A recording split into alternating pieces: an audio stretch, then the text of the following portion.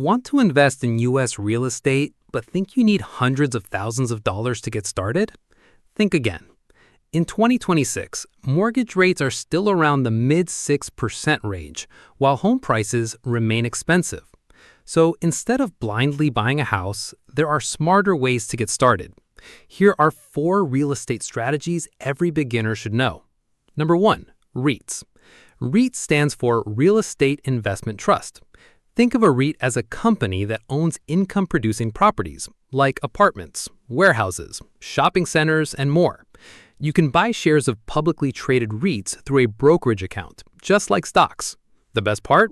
You don't have to deal directly with tenants, repairs, or property management. Number 2, house hacking. Imagine buying a duplex, living in one unit and renting out the other.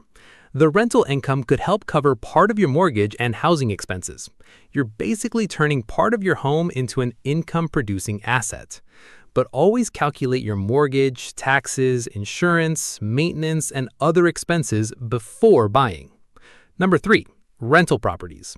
This is the classic strategy. You buy a property, rent it to tenants, and aim to generate rental income while potentially benefiting from long-term appreciation. But here's the key. Don't just ask, will this property increase in value? Ask, does this property make money at today's numbers? Calculate everything: mortgage, taxes, insurance, maintenance, vacancies, and property management. If the deal doesn't work on paper, hoping for future appreciation can be risky. Number 4, real estate crowdfunding.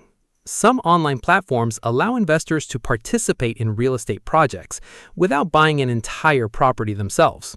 But remember, higher potential returns can come with higher risks.